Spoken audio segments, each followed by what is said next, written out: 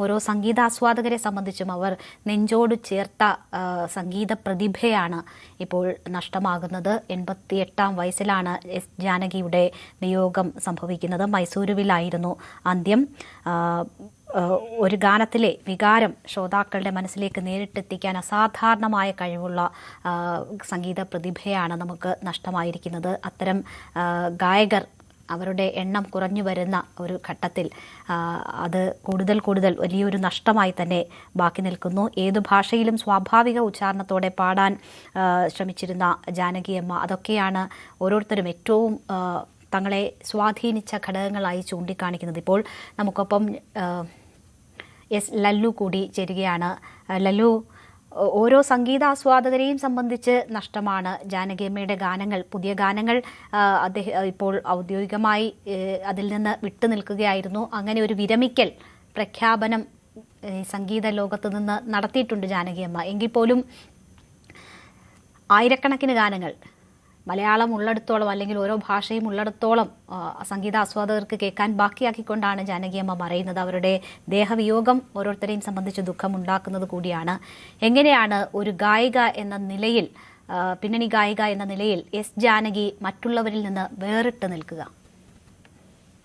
2017 ജാനകിയമ്മ പൊതുവേദികളിൽ നിന്നും അതുപോലെ തന്നെ സിനിമാ പിന്നണി രംഗത്തു നിന്നും വിരമിക്കൽ പ്രഖ്യാപിക്കുന്നത്. അതും മൈസൂരിലെ 10,000 സാക്ഷിയായ ഒരു പൊതുവേദിയിൽ വെച്ചാണ്. ഇനി സിനിമയിൽ പാടില്ല എന്ന പ്രഖ്യാപനം, പൊതുവേദികളിലേക്ക് എത്തുന്നില്ല എന്ന പ്രഖ്യാപനം ജാനകിയമ്മ നടത്തിയത് 9 വർഷമായി എസ് ജാനകി ഈ സംഗീത രംഗത്തില്ല എന്ന് വിശ്വസിക്കാൻ നമുക്ക് പ്രയാസമാണ്. കാരണം നമ്മൾ എപ്പോഴൊക്കെയോ കേൾക്കുന്ന അല്ലെങ്കിൽ എത്രയോ ഗാനങ്ങളിലൂടെ ജാനകിയമ്മ നമ്മുടെ ഇടയിലുണ്ട്.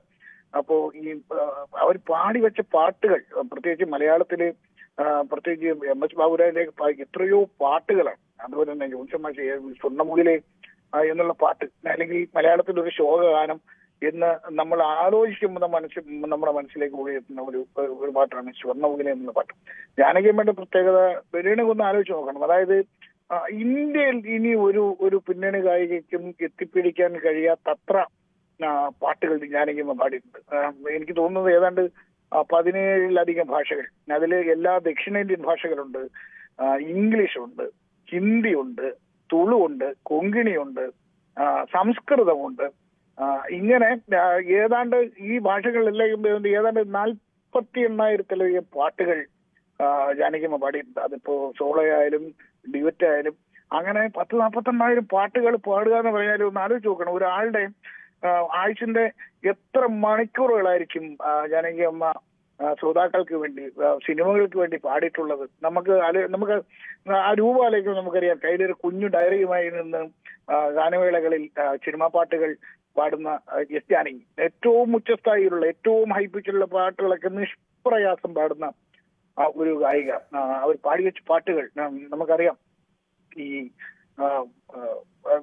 ഓരോ പാട്ടുകൾ എടുത്തു നോക്കുമ്പോൾ തളിർത്തകിനാക്കൾ താമര മാല വാങ്ങാനുള്ള പാട്ടായാലും സൂര്യകാന്തി അങ്ങനെ എത്ര പാട്ടുകളാണ് MS ബാബുരാജും P ഭാസ്കരൻ മാഷും ചേർന്ന് തയ്യാറാക്കിയ എത്രയോ പാട്ടുകൾ, എവർഗ്രീൻ പാട്ടുകൾ. ഈ ഓരോ പാട്ടുകൾ, ചില പാട്ടുകളൊക്കെ ഇറങ്ങിയിട്ട് വർഷം എത്ര ആയെന്ന് ആലോചിക്കുമ്പോഴാണ് നമ്മൾ ഈ നിത്യഹരിത ഗാനങ്ങൾ എന്നൊക്കെ പറയാവുന്ന തരത്തിലുള്ള പാട്ടുകൾ മലയാളത്തിൽ പാടി വെച്ചിട്ടാണ് പോയത്.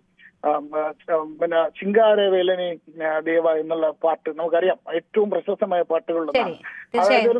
അങ്ങനെ എണ്ണി എടുക്കാൻ ഒരുപാട് ഗാനങ്ങൾ ബാക്കിയാക്കിയാണ് സംഗീത പ്രതിഭ വിടവാങ്ങുന്നത്. ഞാൻ ലല്ലുവിലേക്ക് വരാം. ഇപ്പോൾ നമുക്കൊപ്പം ഗായകൻ കൊച്ചിൻ മാക്സി കൂടി ചേരുകയാണ്. ജാനകിയമ്മയുടെ സ്വരത്തിൽ പാട്ടുപാടി ശ്രദ്ധേയനായ വ്യക്തിയാണ്, ഗായകനാണ് കൊച്ചിൻ മാക്സി. ശ്രീ കൊച്ചിൻ മാക്സി, താങ്കളെ ഉൾപ്പെടെ സംബന്ധിച്ച് വലിയ ഒരു വേദനയുടെ നിമിഷങ്ങളായിരിക്കാം, സങ്കടത്തിന്റെ നിമിഷങ്ങളായിരിക്കാം. എന്തായാലും ജാനകിയമ്മ വിടവാങ്ങുകയാണ്. ഓരോ ഗാനാസ്വാദകരെയും ഗായകരെയും വലിയ രീതിയിൽ സ്വാധീനിച്ചിട്ടുള്ള ഒരു വ്യക്തി കൂടിയാണ് വിടവാങ്ങുന്നത്.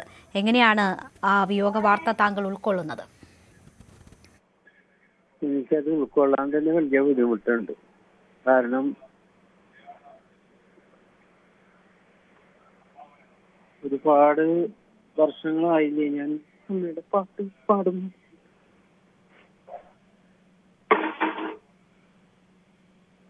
എനിക്ക്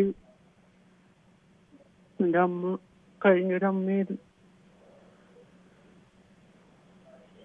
ഗാനങ്ങൾ പാടി തുടങ്ങുന്ന സ്റ്റേജിൽ ഞാൻ ആദ്യം ജാനകി അമ്മയുടെ പാട്ടാണ് പാടുന്നത്.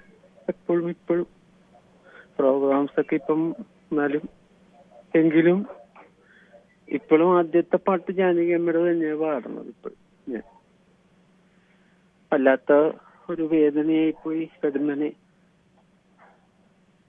പ്രിയപ്പെട്ടവരും എല്ലാവരും അകന്നു പോകുന്ന ഒരു വേദന. എൻ്റെ അമ്മയുള്ളപ്പോ എൻ്റെ അമ്മ എപ്പോഴും പറയുമായിരുന്നു, എൻ്റെ അമ്മച്ചിക്ക് ചേച്ചിമാരോ അനിയത്തിമാരോ ആരുമില്ല.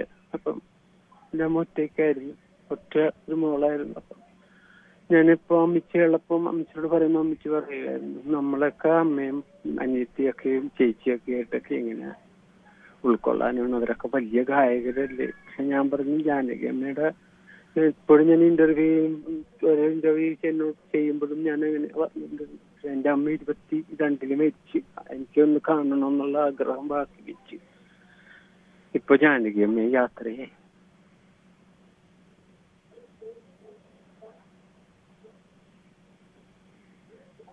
ആണ് പല തരത്തിൽ സ്വരഭാവങ്ങൾ മാറ്റാൻ ജാനകിയമ്മയ്ക്ക് കഴിവുണ്ടായിരുന്നു, കുട്ടികളുടെ സ്വരത്തിൽ പോലും പാടാൻ.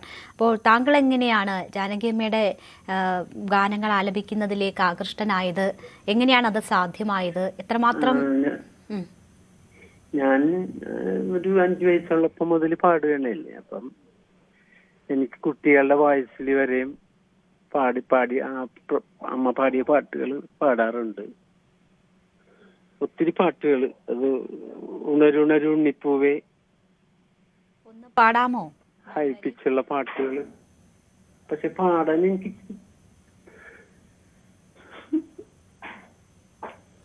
ഒത്തിരി ബുദ്ധിമുട്ടുണ്ട്.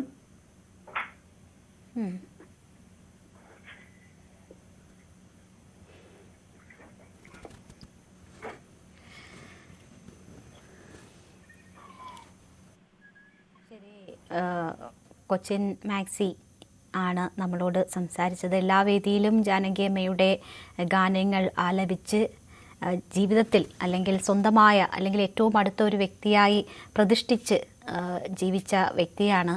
അതുകൊണ്ട് തന്നെ ഈ വിയോഗ വാർത്ത വലിയ രീതിയിൽ അദ്ദേഹത്തെ തളർത്തിയിരിക്കുന്നു. അദ്ദേഹത്തിന് സംസാരിക്കാൻ പോലും പറ്റുന്നില്ല.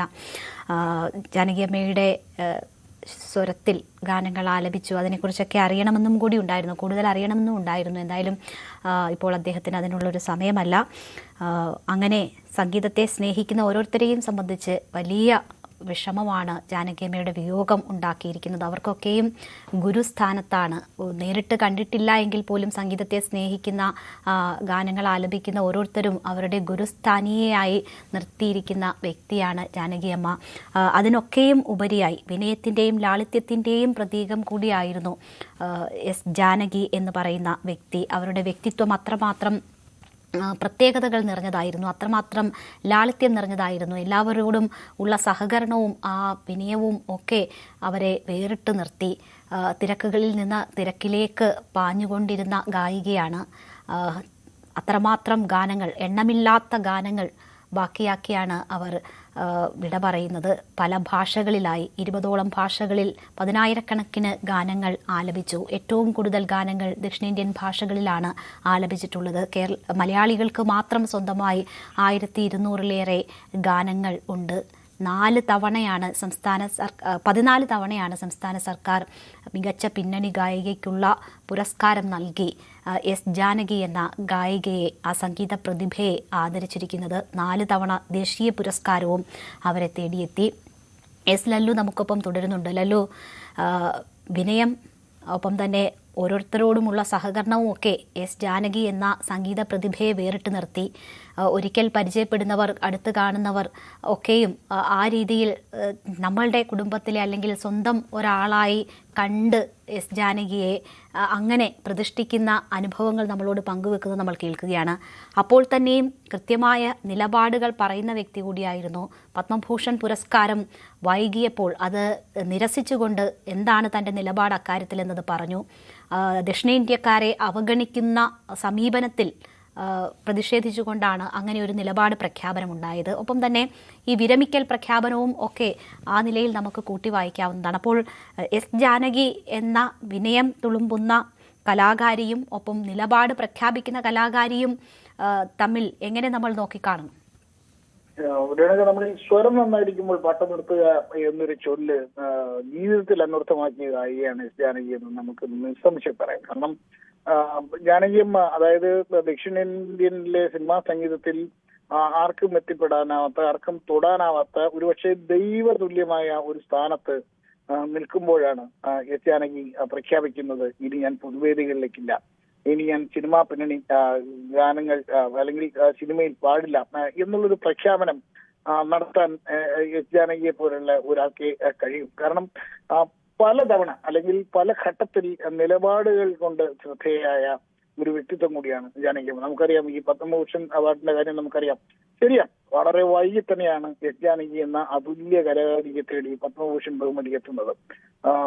പക്ഷെ അത് വൈകി എന്ന തിരിച്ചറിവ് മറ്റാരെക്കാരും നന്നായി ജാനകിയമ്മക്കുണ്ടായിരുന്നു. അതുകൊണ്ട് തന്നെയാണ് അത് തുറന്നു പറഞ്ഞുകൊണ്ട് ആ പുരസ്കാരം നിരസിക്കാൻ അവർ തയ്യാറായതും ഏറ്റവും ധീരമായ, ഏറ്റവും വ്യക്തമായ, സുചിന്തിതമായ നിലപാട് അക്കാര്യത്തിൽ ജാനകിയമ്മ എടുത്തു എന്ന് അവരെ അറിയാവുന്ന, അവരെ ബഹുമാനിക്കുന്ന, സ്നേഹിക്കുന്ന സകല മനുഷ്യരും അത് തന്നെയാണ് പറയുന്നത്. നമുക്ക് ജാനകിയമ്മയുടെ സംഗീതം നമുക്ക് നോക്കിയാൽ ഒരുപക്ഷെ നേരത്തെ പലരും പറഞ്ഞത് തന്നെയാണ്. അതായത് എല്ലാ ഭാവങ്ങളെയും ഉൾക്കൊള്ളുന്ന തരത്തിലുള്ള ഒരു ശബ്ദം, ഭയങ്കര യുണീക്കായ ഒരു ശബ്ദമാണ്. ഒരുപക്ഷെ പകരം വയ്ക്കാൻ കഴിയാത്ത, ആർക്കും അനുകരിക്കാൻ കഴിയാത്ത ശബ്ദം. ഏറ്റവും ഉച്ചസ്ഥായിലുള്ള പാട്ടുകൾക്ക് നിഷ്പ്രയാസം പാടുന്ന ഒരു ഗായിക. നമുക്കറിയാം എത്രയോ പാട്ടുകളുണ്ട്. നമുക്ക് നേരത്തെ ഞാൻ പറഞ്ഞ പോലെ ഈ എം എസ് ബാബുരാജിന്റെ ഈണത്തിലൊക്കെ 14 സംസ്ഥാന അവാർഡുകളാണ് വരുന്നത്. 14 സംസ്ഥാന അവാർഡുകൾ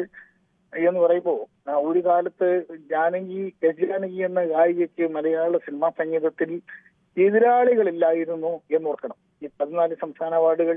അതുപോലെ തന്നെയാണ് ഇനി ഈ ഇത്രയും ഭാഷകളിൽ ജാനകിയമ്മയുടെ ശബ്ദം കേൾക്കണമെങ്കിൽ, ജാനകിയമ്മ ഈ പാട്ട് പാടണമെന്ന് സംഗീത സംവിധായകർ തീരുമാനിക്കണമെങ്കിൽ എന്തായിരുന്നു എസ് ജാനകി എന്ന ഗായിക എന്ന് നമുക്ക് ഊഹിക്കാവുന്നേ ഉള്ളൂ. 1200 പാട്ട് മലയാളത്തിന് വേണ്ടി മാത്രം പാടുമ്പോൾ തമിഴിൽ അവർ പാടി വെച്ചത് മറന്നു പോകരുത്. ഏറ്റവും ഒടുവിൽ ഇപ്പോഴും നമ്മുടെ റിയാലിറ്റി ഷോകളിലൊക്കെ പാടിക്കൊണ്ട് കുട്ടികൾ പാടുന്ന മലരെ മൗനമാ പോലുള്ള പാട്ടുകൾ, അതൊക്കെ എസ് പി ബാലസുബ്രഹ്മണ്യവുമായി മത്സരിച്ച് പാടിയ പാട്ടുകളാണ്. ദേവസാർ ചിട്ടപ്പെടുത്തിയ പാട്ടും ദേവസാറിന്റെ തന്നെ എനിക്ക് തോന്നുന്നു ദേവദൂതൻ സിനിമയിലെ എൻ ജീവനെ എങ്ങാണു നീ എന്നൊരു പാട്ട് ദേവദൂതൻ സിനിമയിൽ, അതുപോലെ അങ്ങേക്കരയിലെ പാട്ട്, ഇത്തരത്തിൽ ഏറ്റവും പുതിയ തലമുറയ്ക്ക് പോലും പരിചിതമായ പാട്ടുകൾ, ഏറ്റവും പുതിയ തലമുറകൾ പോലും സ്നേഹിക്കുന്ന ശബ്ദം അതായിരുന്നു എസ് ജാനകി. ഇന്ന് ആലോചിച്ചൊക്കെ 1968 അത് 19ാമത്തെ വയസ്സിലാണ് ജാനകിയമ്മ പാടിത്തുടങ്ങുന്നത്. 19ാമത്തെ വയസ്സിൽ പാടിത്തുടങ്ങിയ ജാനകിയമ്മ ഏതാണ്ട് 6-7 പതിറ്റാണ്ട് കാലം പാടിയെന്നുള്ളതാണ്. ഒരു മനുഷ്യന്റെ ആയുസ്സിൽ എത്ര വർഷമാണ് പാട്ടുകൾക്ക് വേണ്ടി അവർ തന്റെ ജീവിതം ഒഴിഞ്ഞു വെച്ചത് എന്നുകൂടി നമ്മൾ ആ തരത്തിൽ ചിന്തിക്കണം. വ്യക്തിപരമായ പല ദുഃഖങ്ങളും ജീവിതത്തിൽ ഉണ്ടായപ്പോൾ അതിനെയൊക്കെ മറികടന്നത് ഈ സംഗീതം കൊണ്ടായിരുന്നു ജാനകിയമ്മ. അവരുടെ ജീവിതം പലതും പറഞ്ഞ് നമ്മൾ കാണാറുണ്ട്. പല ഇന്റർവ്യൂകളിലും, പ്രത്യേകിച്ച് കെ ചിത്രയെ പോലുള്ള നമ്മുടെ ഗായികമാർ ജാനകിയമ്മയെ കുറിച്ച് പറയുമ്പോൾ അവരുടെ ഭാവങ്ങളിലും അവരുടെ വാക്കുകളിലും അവരുടെ ചലനങ്ങളിലും ഉണ്ടാകുന്ന ആ ഒരു സ്നേഹം, ജാനകിയമ്മയുടെ ഉള്ള ഒരു ബഹുമാനം തീർച്ചയായും തലമുറകളുടെ ഗായിക എന്ന് നമുക്ക് വിളിക്കാവുന്ന ഒരു ഗായികയാണ് കടന്നുപോയിരിക്കുന്നത്. നേരത്തെ പറഞ്ഞ പോലെ അനുകരിക്കാനാവാത്ത ഒരുപക്ഷെ ഇന്ത്യൻ സിനിമാ സംഗീതം എസ് ജാനകി മാറ്റി നിർത്തിക്കൊണ്ട് അതിന്റെ ചരിത്രം എഴുതാൻ നമുക്ക് കഴിയില്ല. അത് തന്നെയാണ് അവരുടെ ഏറ്റവും വലിയ മഹത്വം. കൂടുതൽ വാർത്തകൾക്ക് news 18 Keralam YouTube channel subscribe ചെയ്യുക.